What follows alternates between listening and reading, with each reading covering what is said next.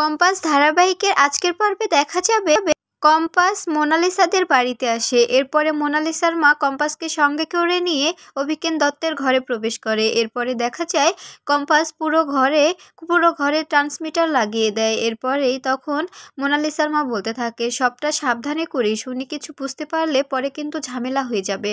তখন কম্পাস বলতে থাকে, হ্যাঁ কাকিমুনি, আমি সবটা গুছিয়ে লাগিয়ে দিয়ে যাচ্ছি, তুমি কিন্তু এটা লক্ষ্য করে রাখবে, এটা যেন কোনোভাবে চার্জ শেষ না হয়ে যায়। যদি চার্জ শেষ হয়ে যায় তবে কিন্তু তোমাকে ব্যাপারটা বুঝে নিতে হবে।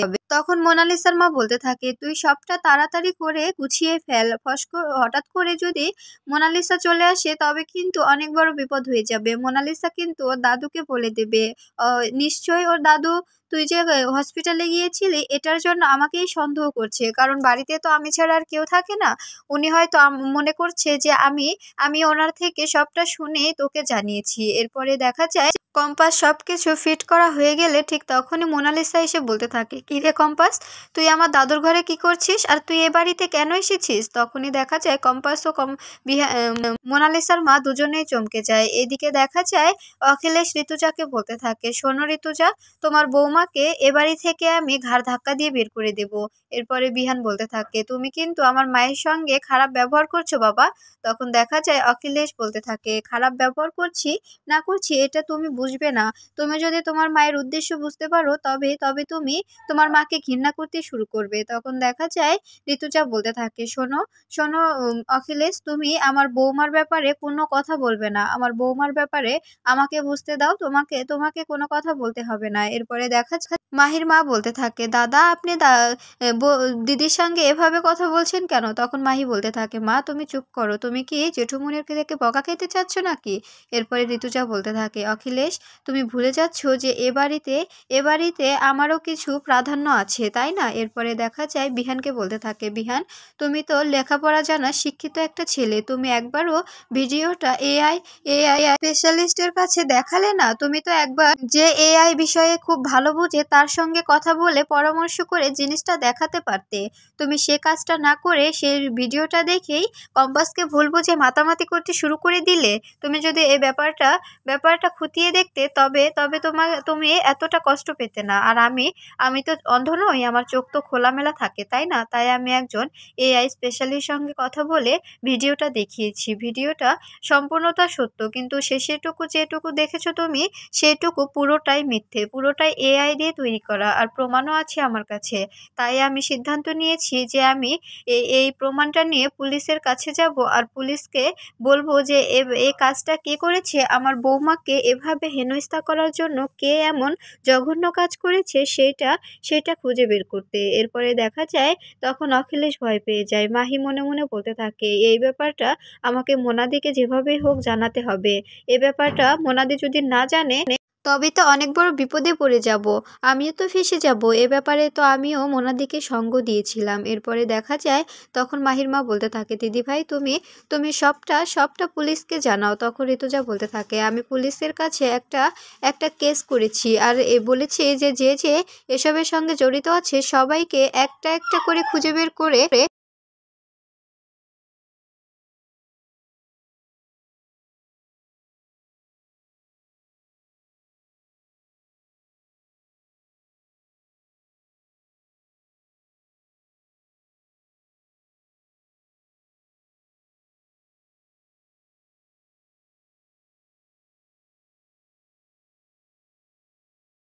ফোন করে সবটা জানিয়ে দেব। তখন কম্পাস বলতে থাকে, হ্যাঁ জানিয়ে দাও দেখি কিভাবে পারো।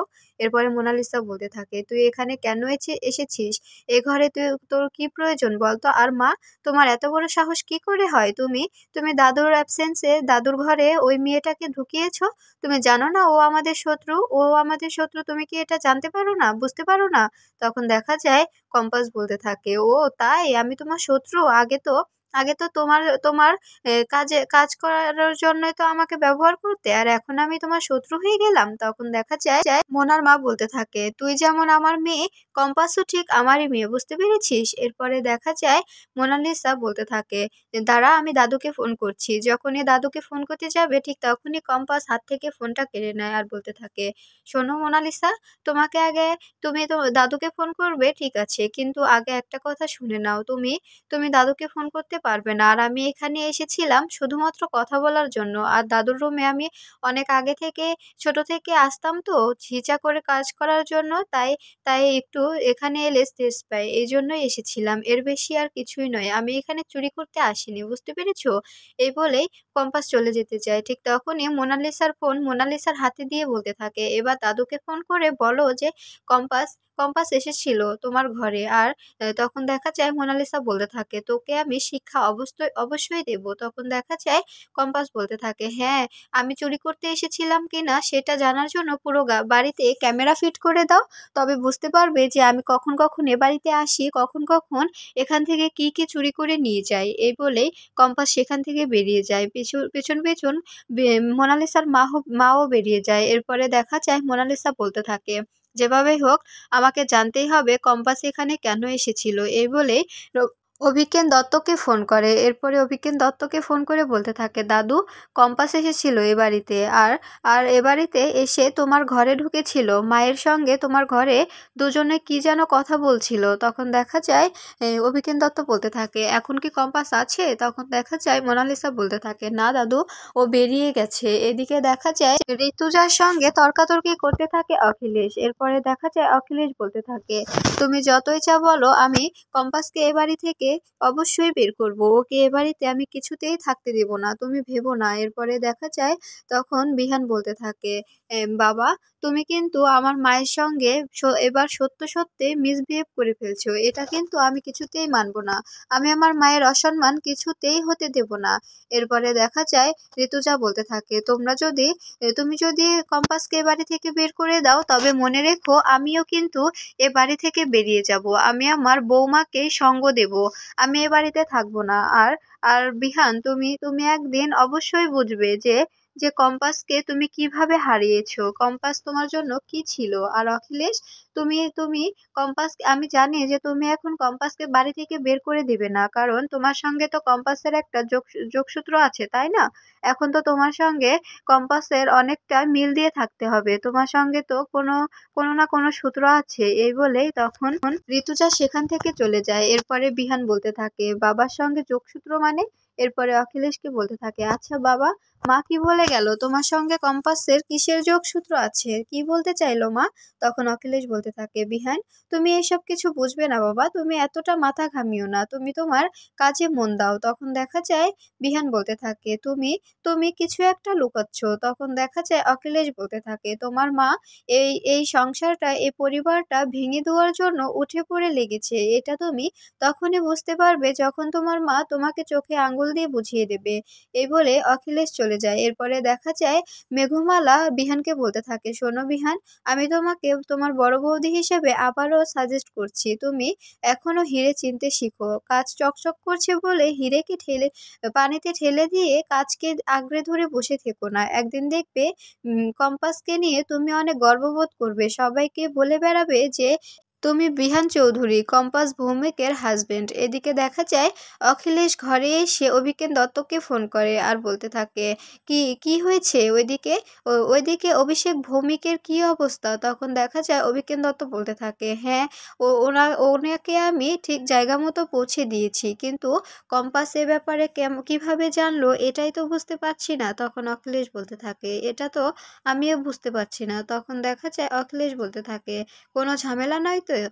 ওখানে যে রাখা হলো, কম্পাস তো কোনোভাবে জেনে যাবে না? তখন দেখা যায় অভিজ্ঞান দত্ত বলতে থাকে, না না, কম্পাসের এ ব্যাপারে জানার কোনো সম্ভাবনাই নেই। এরপরে দেখা যায় অভিজ্ঞান দত্ত বলতে থাকে, আমি প্ল্যান করে নিয়েছি কম্পাসকে কিভাবে ডানা ছেঁটে দেওয়া যায়। আমি ফর্মুলাটা তৈরি হয়ে গেলে আমরা রিসার্চটার ফলাফল পেলেই কম্পাসের পরদিন হবে জেলেই ওর ঠাঁই, সারা জীবন ওকে জেলেই পচে মরতে হবে। এই ব্যবস্থাও আমি করে নিয়েছি, ওর আর কোনো নিস্তার নেই। এদিকে দেখা যায় কম্পাস বাড়িতে ফিরে ঘরে এলে তখন ঋতুজা ও মেঘমালা কম্পাসের সঙ্গে ঘরে আসে। এরপরে ঋতুজা বলতে থাকে, কিরে কম্পাস, তোর বাবার কোনো খোঁজ পেলি? কি হলো? তোর বাবাকে কোন জেলে রাখা হয়েছে সে ব্যাপারে কি কিছু জানতে পারলি? তখন মেঘমালা বলতে থাকে, হ্যাঁ কম্পাস, কিছু কি জানা গেল? তখন দেখা যায় কম্পাস বলতে থাকে, না না, ঠিক শেষ মুহূর্তে ওরা বাবাকে নিয়ে ওখান থেকে বেরিয়ে গেল, আমি কিচ্ছু করতে পারলাম না। এরপরে দেখা যায় ঋতুজা বলতে থাকে, আমি একটা প্ল্যান করেছি, আমি বড় একটা পুলিশ অফিসারের সঙ্গে কথা বলে জানার চেষ্টা করব এই কলকাতায় কোন জেলে তোর বাবাকে রাখা হয়েছে। তখন দেখা যায় কম্পাস বলতে থাকে, এটা করাটা বোকামি হবে মা, ওরা যদি হঠাৎ করে কোনোভাবে জেনে যায় তবে আমার বাবার জন্য রিস্কি হয়ে যাবে।